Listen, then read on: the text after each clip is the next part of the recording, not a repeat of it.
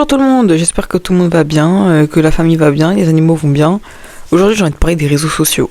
J'ai envie de parler des réseaux sociaux parce que c'est un sujet qui me passionne. Moi j'aime trop les réseaux sociaux. Donc je sais pas, j'ai envie de parler des réseaux sociaux, donc je vais parler des réseaux sociaux en fait. Un truc qui me dérange un peu, je trouve qu'on diabolise beaucoup trop les réseaux sociaux.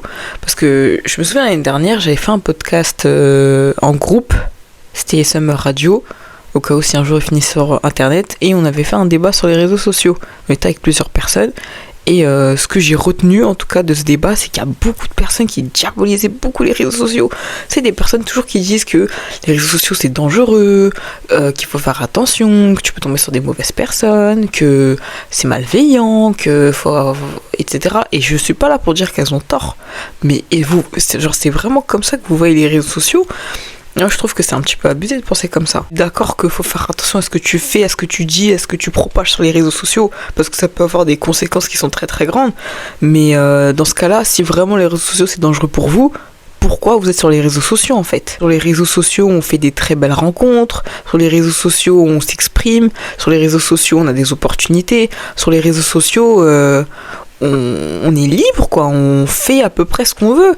Et déjà rien que ça, pouvoir s'exprimer sur les réseaux sociaux, je trouve que c'est déjà un grand pas. Tout quand t'es une personne qui est introvertie, une personne qui a du mal à se faire des amis, il y a des personnes comme ça, grâce aux réseaux sociaux, elles arrivent à avoir une vie. Et surtout nous, on est une génération où on a grandi avec internet, les réseaux sociaux, donc si on n'avait pas grandi avec ça, bon après les anciens ils s'en sont bien sortis, hein, mais nous grâce aux réseaux sociaux, franchement je trouve que ça nous fait du bien quoi d'avoir des réseaux sociaux. Vraiment on a trop craché sur les réseaux sociaux je trouve, et c'est vraiment dommage. Bon j'entends la prévention derrière hein, et je suis totalement d'accord avec ça, mais allô les gars s'il vous plaît, diabolisez pas les réseaux sociaux à ce point. Si demain vous arrivez à faire vos tweets de fou malade, c'est grâce aux réseaux sociaux. Et même, vous savez moi pourquoi là-bas j'aime bien les réseaux sociaux, c'est aussi pour les faits divers. Ça veut dire tout ce qui se passe dans le monde, si on n'avait pas les réseaux sociaux, on serait pas au courant en fait. Regardez tout ce qui se passe en Palestine, ce qui se passe au Congo, ce qui se passe au Népal, ce qui se passe au Yémen, ce qui se passe au Soudan. C'est pas à la télé qu'ils vont nous balancer tout ça, hein, à part peut-être France 24 et encore. Hein. Donc croyez-moi que pour ce genre de cas, les réseaux sociaux ça m'arrange. Hein. Et même pour ceux qui sont à fond sur ce qui se passe par exemple avec les stars de télé-réalité, bah ouais voilà, justement, ça a créé des influenceurs, ça a créé des personnes qui ont leur personnalité, qui font du contenu qui vous plaît, et parfois vous vous reconnaissez ou vous identifiez à ces personnes, ça vous fait rire, ça vous fait du bien. Ces personnes-là parfois même sont dans des dramas, ça vous fait rire, ça vous amuse, ça vous régale. Des fois vous avez rien à faire. Vous savez moi ce que j'aime beaucoup avec les réseaux sociaux, c'est que je me suis rendu compte qu'en fait on a tous la même vie. On a tous la même vie. Et honnêtement, sans les réseaux sociaux, j'aurais jamais su que Benoît, 17 ans, et Marguerite, 34 ans, elles peuvent se poser là comme moi maintenant tout de suite à faire des trous dans leur gomme. Tout le monde fait ça. Moi, je pensais que j'étais la seule folle à faire ça, mais en fait non, tout le monde le fait. Et vous voyez, ce genre de cas, tu peux trouver ça que sur les réseaux sociaux.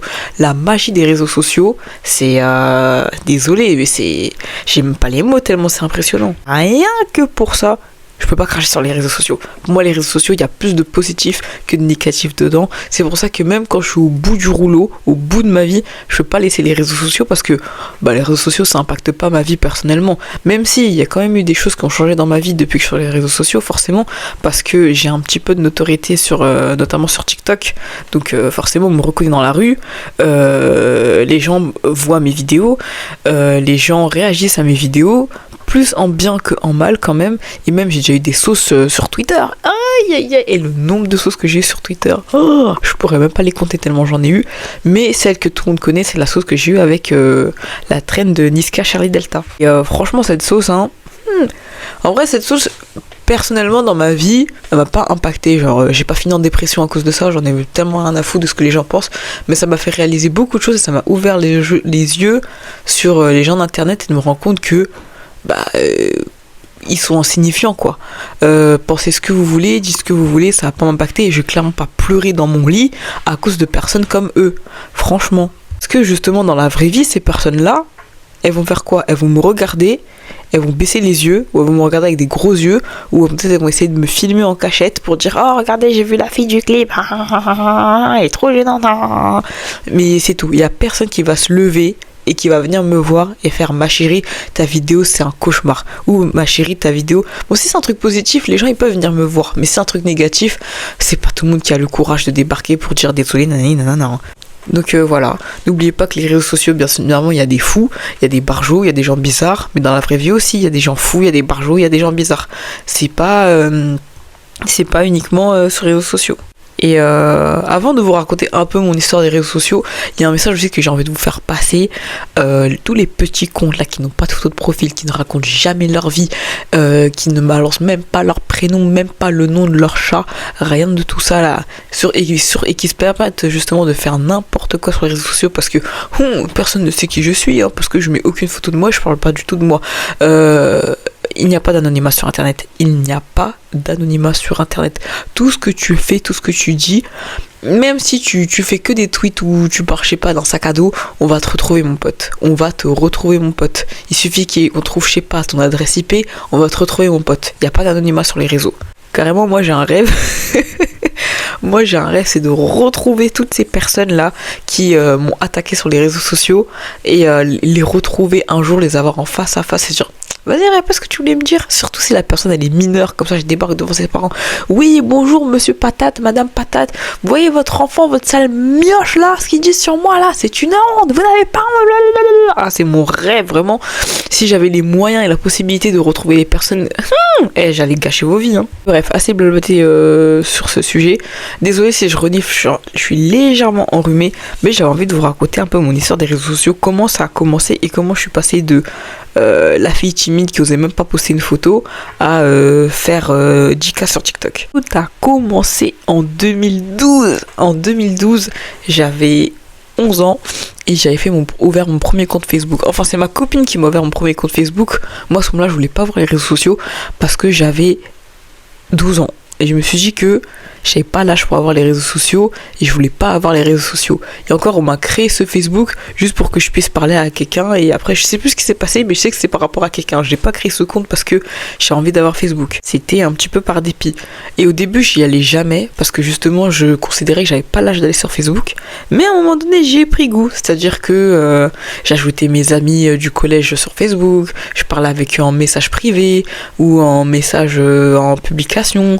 Je postais des photos pas forcément jolies, des photos un peu ridicules, mais je les postais quand même fièrement. Je me souviens même, vous voyez l'application Paint, que détail que j'ai pas précisé, moi j'habite dans le Val-de-Marne, j'ai grandi dans le Val-de-Marne, et ceux qui habitent dans le Val-de-Marne, dans le 9-4 quoi, chaque année, à chaque rentrée de 6e, on vous offre des ordinateurs portables. Je sais pas si ça se fait encore, je pense que oui, parce que j'ai vu les pubs Ordival devant mon ancien collège, et je sais pas si au lycée ça se fait, je pense que oui, je suis pas sûre, mais en tout cas on a fait partie des premiers élèves à recevoir ces ordi, et à l'époque on avait des Toshiba, et du coup moi j'avais pas de téléphone. Enfin, j'en avais un, mais il n'était pas tactile. Donc moi, je me servais de cet ordinateur pour aller sur les réseaux sociaux.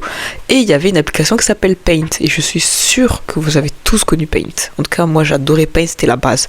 Et du coup, sur Paint, je dessinais souvent sur Paint avec l'ordi. Bon, c'est pas avec la souris, pardon. C'est pas précis, mais ça me convenait.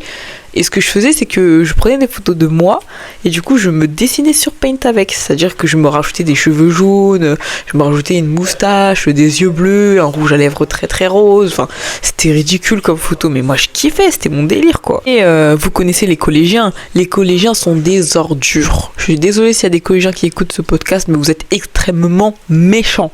Méchants, vous êtes les diablotins. Je me suis tellement fait moquer. Enfin, j'avais une partie de mes copines qui disaient haha, c'est rigolo, ah, ça tirait bien les cheveux jaunes. Elle était bienveillante, mais il y avait une partie, elle se moquait de moi. Elle disait que j'étais ridicule, que je devrais supprimer, que c'était ringard. Mais vous savez, moi je suis une fille, même si je me suis beaucoup fait moquer au collège, j'ai toujours été quelqu'un d'assez je m'en foutiste. Ça veut dire que ok, tu me critiques, mais je m'en fous quoi. Des fois ça m'atteignait un petit peu, du coup je disais que je m'en foutais pour sauver les apparences, alors qu'au fond mon cœur saignait.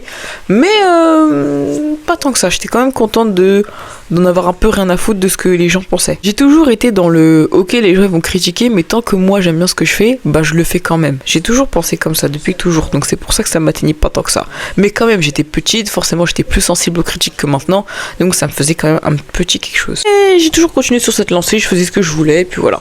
Ensuite, on arrive du coup à... Bah je restais un long moment sur Facebook, et après, petit à petit, il y a d'autres réseaux sociaux qui sont arrivés. Mais ça me parlait pas forcément d'y aller, genre c'était Facebook ou rien. J'ai même le souvenir d'un mec de ma classe qui me dit ouais Aïcha, t'attends quoi pour installer Snapchat, tu vas adorer, c'est génial. Et j'ai osé lui dire que jamais de la vie j'installerai Snapchat c'est trop nul, moi c'est Facebook ou rien, ça me sert à rien, je vais jamais installer Snapchat.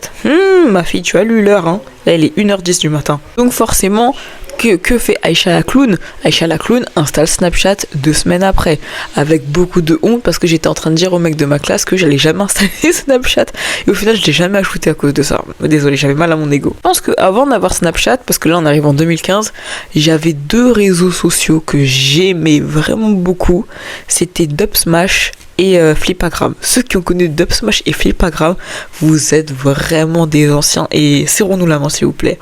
C'était génial. Pour ceux qui connaissent pas, Dubsmash, c'était une application, c'était un peu comme TikTok, mais c'était plus focus sur les mèmes. Franchement, j'adorais Dubsmash. Je préférais même Dubsmash à Musical.ly. J'avais pas Musical.ly, moi c'était que Dubsmash. Et Flipagram, c'est une application où tu faisais un peu de collage photo, vidéo, avec des petits diaporamas et une petite musique sympathique. Ça, c'était très à la mode à ce moment-là. Je me souviens même que je faisais des M et je te mets dans mon Flipagram. C'est-à-dire que je notais ça je publiais sur Facebook un M et je te mets dans mon Flipagram. Et chaque personne qui likait ce post, et ben je prenais sa photo de profil et je la mettais dans mon Flipagram et je disais des trucs super faux et hypocrites. Je disais S, ma vie, la I, ma chouchou, la L, mon bébé, alors qu'il y en a des personnes, je leur avais jamais parlé de ma vie. Et c'était quand même la belle époque. Franchement, j'aimais bien cette époque Dubsmash et Flipagram. Là, en ce moment-là, on est à peu près en 2014, 2015 à peu près. Je me souviens même d'une histoire. J'ai une copine que je connais depuis tout bébé. Je vais pas dire son prénom, mais j'ai une copine que je connais depuis tout bébé. On avait grandi dans le même quartier à Alfortville. Et quand on arrive en primaire, elle avait déménagé. Donc on s'est malheureusement perdu de vue. Même si on n'habitait pas très loin l'une de l'autre, mais on savait pas exactement où. On n'avait pas de moyen de se retrouver. Et du coup, moi je le vivais un peu mal. J'étais là, oh ma copine, on a grandi ensemble et on se voit plus. J'étais triste. Et même au collège, j'avais pas de ses nouvelles et j'y pensais souvent et ça me rendait triste. Et un jour, je vais sur Facebook et je la trouve. Et moi je suis étonnée, je fais oh mais c'est elle, je suis sûre que c'est elle. Et du coup moi qu'est-ce que je fais? Je la demande en amie, elle accepte et je lui envoie direct un message. Ouais salut, ça va, c'est Aïcha, je sais pas si tu te souviens de moi, est-ce que c'est bien toi, inséré prénom. Et elle me dit oui c'est moi, et j'étais tellement contente. Donc moi qu'est-ce que je fais? Je lui dis mais quand est-ce que t'es dispo, on va se revoir, etc.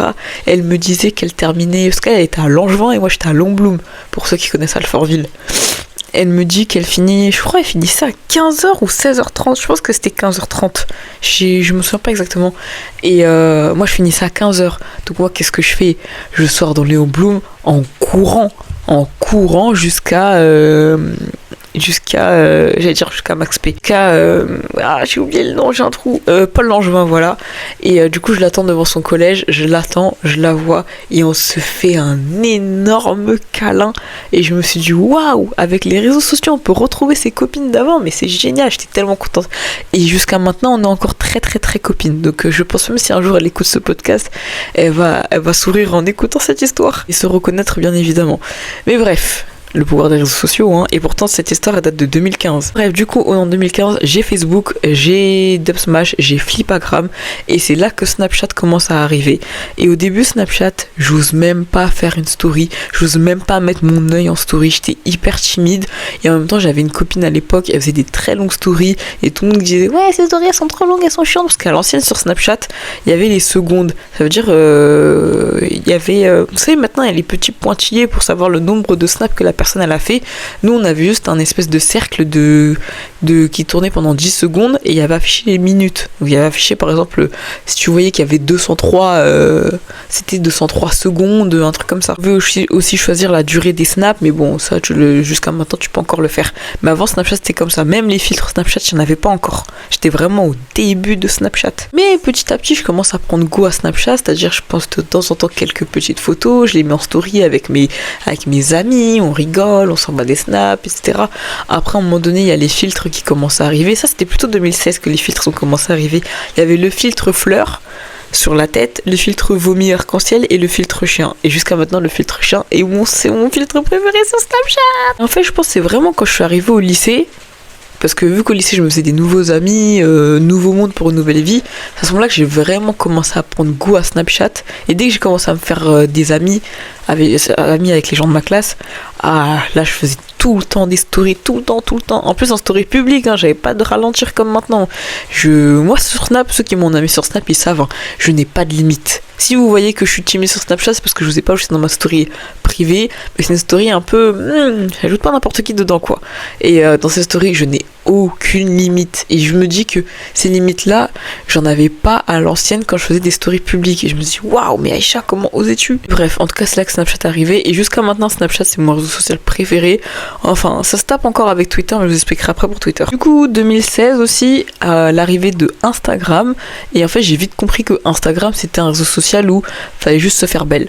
Instagram, c'est le réseau social où tu postes tes meilleures photos, t'es la plus belle, tu souris, tu réfléchis à l'angle, tu réfléchis aux couleurs, tu réfléchis à tout, tu postes les meilleures choses et il faut que le plus de personnes réagissent à tes publications. Il faut vraiment que tout soit parfait, tout soit lisse. Ce qui n'est pas moi du tout, quoi. Mais quand même, je prenais goût à Instagram, je prenais quand même mes meilleures photos. J'ai même des photos où je mettais mes choses sur LED sur Instagram. J'aimais trop. Et là, du coup, 2016, 2017, 2018... toujours les mêmes réseaux. Même à ce moment-là, je commence à me lasser de Facebook et à y aller de moins en moins parce que, je vois plus l'intérêt d'aller sur Facebook, c'est plus aussi rigolo et aussi fun qu'avant. Ça me lasse, les pages qui me faisaient beaucoup rire en 2015 ne me font plus rire en 2018. Je suis beaucoup plus sur Snapchat, Instagram. Surtout que même les publications que je voyais sur sur Facebook, je les vois aussi sur Instagram, donc autant rester sur Instagram, quoi. Et là, on arrive en 2019 et c'est là que je débarque enfin sur Twitter. Et franchement, jusqu'à maintenant, j'aime trop Twitter et je me dis, je regrette de pas avoir installé Twitter plus tôt. Et ceux qui ont Twitter depuis très longtemps, Twitter à l'ancienne c'était extrêmement sombre. Maintenant Twitter c'est sombre, mais avant c'était pire. Tu disais le moindre truc, le moindre faux pas, tu te mangeais une sauce, mais une sauce qui t'envoyait en HP. Et je savais que moi de base je suis quelqu'un de sensible, mais je savais qu'à ce moment-là, j'étais beaucoup trop sensible et que la moindre remarque de travers, je l'aurais très mal pris et j'allais juste refondre en larmes. J'avais pas les épaules comme maintenant pour supporter les critiques. Et carrément, vous savez pourquoi j'ai attendu jusqu'à 2019? Parce que 2019, j'ai mon premier iPhone. Et je me suis dit, vu qu'il y avait le Twitter for Android, Twitter for iPhone, Twitter for Web avant, je me suis dit, si je tweete sur un iPhone, même si c'est un iPhone 6, au moins je serais pas dans la sauce parce que j'ai un Android, quoi. Et à quel point Twitter c'était redoutable. Mais je suis quand même arrivé au bon moment avant qu'on ait le Twitter un peu nul de maintenant. Donc je suis quand même assez contente là-dessus. Et Twitter, moi au début je suis à l'aise, c'est un nouveau réseau social que je connais pas forcément, enfin je connais un peu mais c'est la première fois que j'utilise. Je suis comme d'habitude, quoi, je suis à l'aise moi sur Twitter, j'ai pas de ralentir. Et parfois je fais des tweets, ça fait un petit peu de vues, et je gagne des abonnés, et c'est beaucoup de personnes que je connais pas. Et c'est la première fois sur un réseau social que j'interagis avec autant de personnes que je ne connais pas. Parce que autant j'avais Facebook, j'avais Snapchat, etc. Mais c'est toujours un comité un peu restreint ou des personnes que je connaissais au moins à vue d'œil. Mais là, Twitter, c'est beaucoup de personnes que je ne connais pas.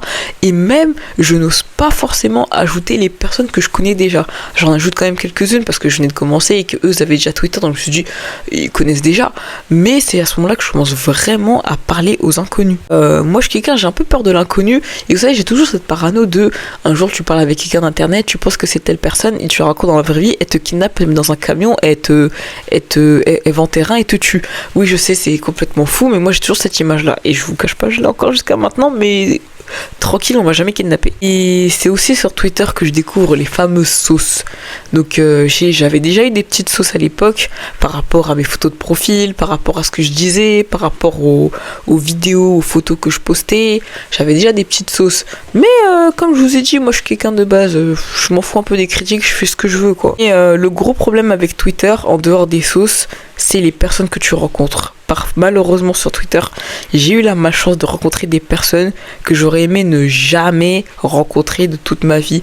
Et si seulement j'étais leur pire cauchemar en retour. Malheureusement non, j'ai pas été suffisamment méchante avec eux parce qu'il y en a, ils m'ont fait des choses, franchement. J'aimerais bien que ça se dise, le bégayage. J'aimerais bien que ça disparaisse de ma mémoire. Et c'est pas grave, c'est la vie, ça me sert de leçon. Je savais quand même que le monde était méchant sur Twitter, mais pas à ce point. Et franchement, je vous dis des histoires, j'ai failli finir dans une sauce en fin de carrière carrément. Mais bon, en tout cas, s'il y a des personnes qui se reconnaissent dans les personnes qui m'ont fait du mal, je vous E-M-M-E-R-D-E. Compris? Arrête de sauter là. Il y a mon frère qui saute à côté là. Ça me perturbe. Voilà. Mais en même temps, je peux pas cracher sur Twitter parce que franchement, j'ai rencontré plus de bonnes personnes que de mauvaises personnes. J'ai rencontré des personnes géniales, des personnes avec qui je me suis liée d'amitié. J'ai même une rencontre, c'est ma meilleure copine à l'heure actuelle. Franchement, elle va se reconnaître, mais I love you so much, my honey. Chez les hommes, hein, j'ai rencontré des mecs géniaux, j'ai rencontré des filles géniales, j'ai des mutus exceptionnels jusqu'à maintenant. J'ai même des mutus que je connais depuis mes débuts sur Twitter qui sont encore là jusqu'à maintenant. Vous vous rendez compte, 2019, c'était il y a 6 ans. Pendant 6 ans, tu suis la même personne sur Twitter. Il y en a que j'ai pas forcément vu IRL, mais juste les voir sur Twitter, ça me suffit. Bon, après, moi, je suis toujours ouverte aux rencontres IRL. Mais franchement, sur Twitter, il y a quand même du bon dans Twitter. Après, on arrive à 2020. Et c'est là en 2020 que j'installe TikTok. Même si à ce moment-là, il y avait Musical.ly, après c'est devenu TikTok.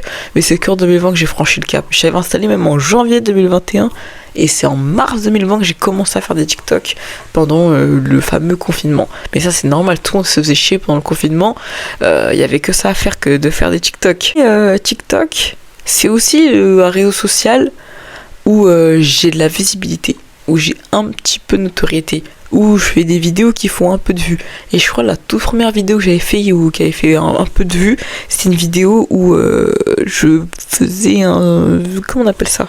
Je faisais un dessin avec une petite trend. I'm so lucky, lucky, I'm so lucky, lucky. J'avais fait un peu plus de 5000 vues. Je crois que j'étais pas loin des 10K, un truc comme ça. Et c'était la première fois que je faisais autant de vues sur TikTok. J'étais en mode waouh, enfin. Parce que waouh, ça faisait longtemps que j'arrivais pas à faire des vues sur TikTok.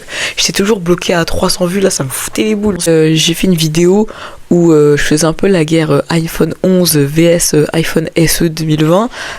Et ça avait fait beaucoup de vues. Je crois que jusqu'à maintenant c'est la vidéo où j'ai fait le plus de vues, parce que là j'avais dépassé les 500 000 vues. J'étais pas loin du million, hein. Franchement cette vidéo elle a fait énormément de vues. Forcément je l'ai archivée parce que c'était une ancienne photo de moi, je portais pas le foulard à ce moment là, donc je me voyais pas la garder.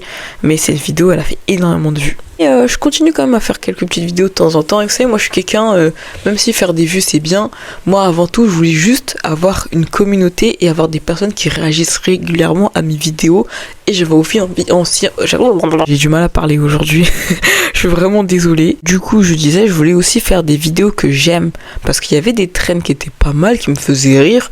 Mais je me suis dit bon, j'ai pas non plus envie de faire des playbacks visés sur mon ex, ou de raconter ma vie sentimentale, ou juste de faire la belle, etc. J'ai envie de parler de choses qui me plaisent dans la vraie vie. Un jour, j'ai eu l'idée de parler des transports en commun. Parce que de temps en temps, je voyais dans ma FYP, je voyais des vidéos, je voyais des spotters. Je voyais 2-3 spotters justement à qui je suis encore en contact à l'heure actuelle. Je tombais souvent sur leurs vidéos dans ma For You page et j'aimais bien, je commentais souvent, je disais ah c'est pas mal ces vidéos, etc.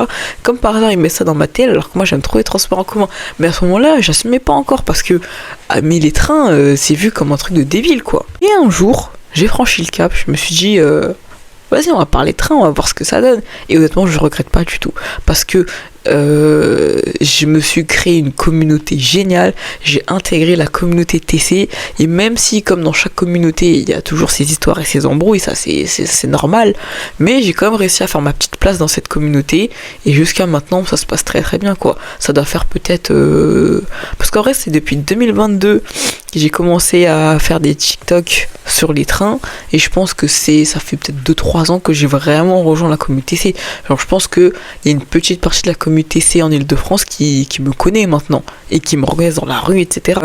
Ce que j'aime bien aussi avec TikTok, c'est que je peux vraiment montrer ma personnalité au vu de tout le monde. C'est pas comme sur Snapchat où c'est un cercle restreint, il n'y a que les personnes qui me connaissent qui savent comment je suis. Là, TikTok, c'est un peu comme Twitter. C'est plein de personnes que je connais pas forcément qui voient mes vidéos, qui voient comment je suis, comment je me comporte, de quoi je parle, etc. Et peu importe ce que je dis, peu importe ce que je fais, les gens ils réagissent toujours.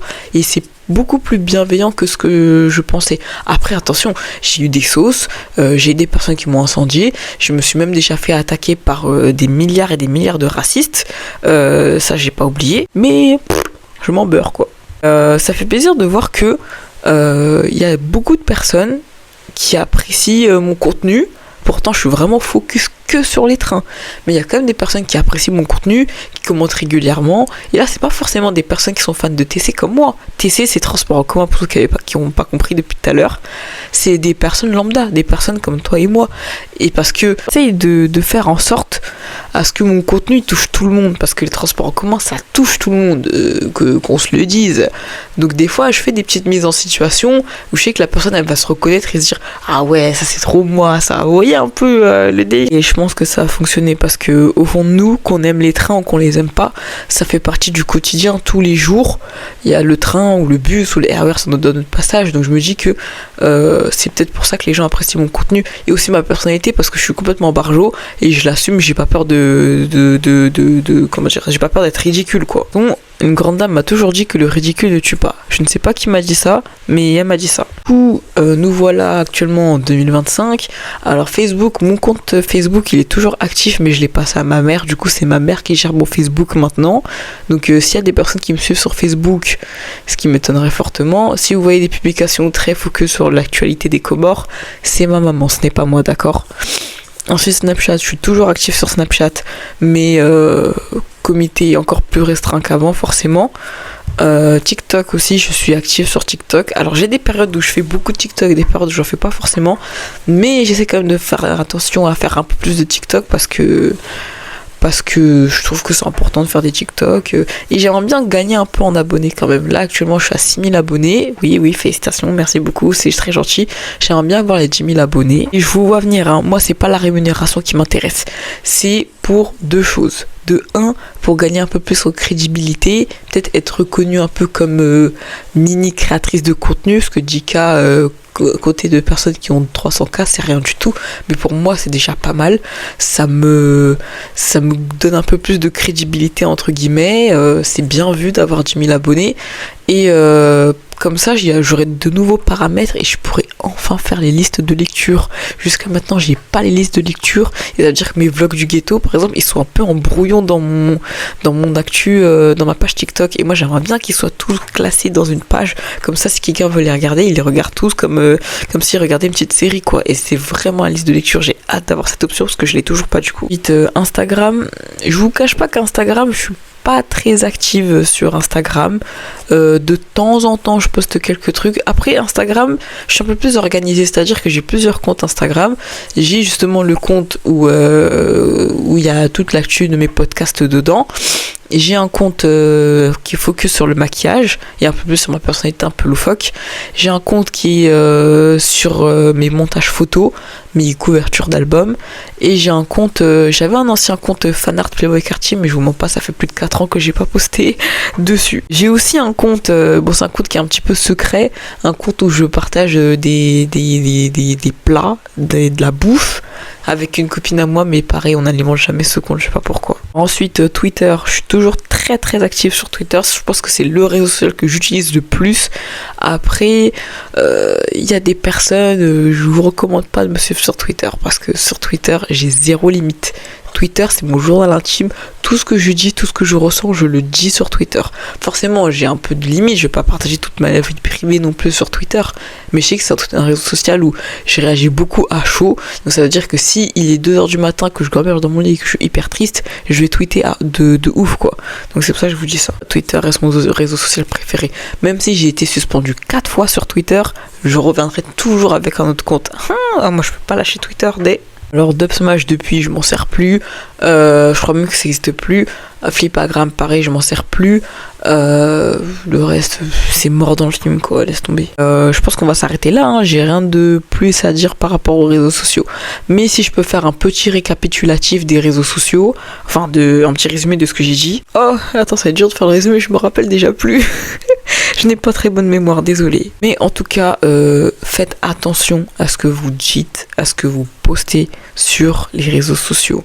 Parce que tout ce que vous dites, faites en sorte que ce que vous dites sur les réseaux sociaux, c'est des choses que vous pouvez répéter en face à face en cas de pépin.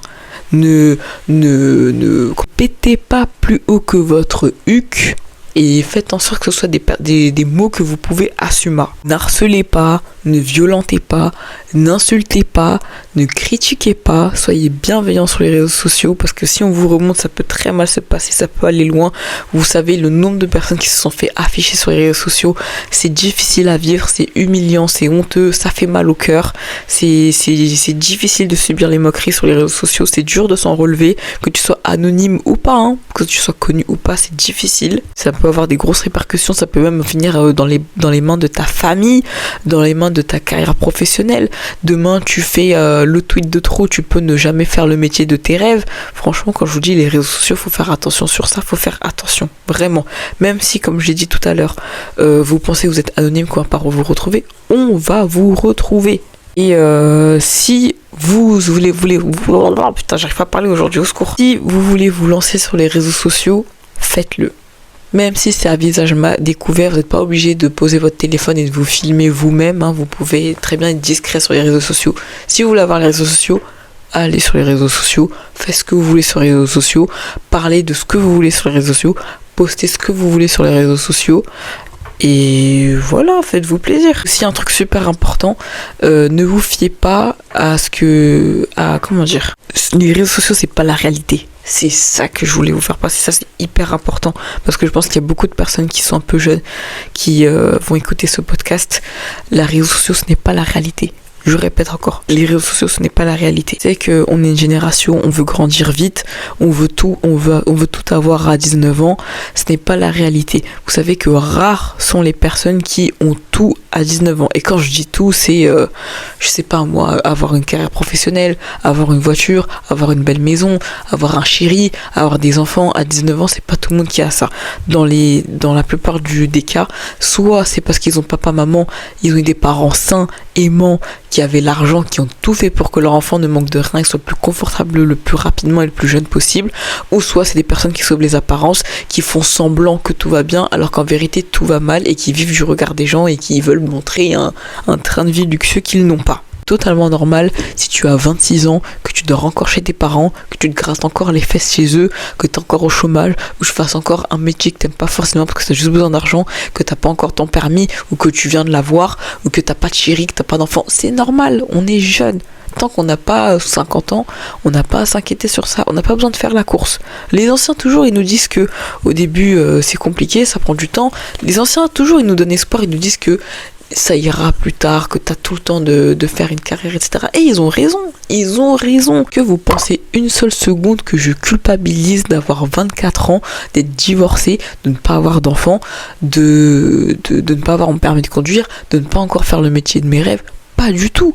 En 24 ans, même si j'aurais aimé que ça arrive, ça arrivera quand ça arrivera. Moi, je crois en Dieu. Si Dieu, il m'a destiné que ça m'arrivera un jour, ça m'arrivera. S'il me l'a pas destiné, je ferai un peu les boules, mais tant pis. J'ai encore le temps. Tant que je respire encore, j'ai le temps d'accomplir beaucoup de choses. Là, pour l'instant, je suis dans un état d'esprit où je profite de ma vie, j'avance petit à petit dans mes projets, et ce qui doit arriver, arrivera. Tout simplement, je me prends pas la tête. Même si derrière, j'ai peut-être un peu de pression par rapport avec certaines personnes de ma famille, surtout concernant le mariage. J'ai énormément de pression sur le mariage, mais Je m'en fiche, ça se fera quand ça se fera. Peut-être que demain je trouverai l'amour de ma vie, peut-être que je le trouverai dans 10 ans, dans 20 ans. Ça se fera quand ça se fera. Je ne veux pas me prendre la tête. La vie, elle est trop courte pour être remplie de stress, de malheur, de tout ça.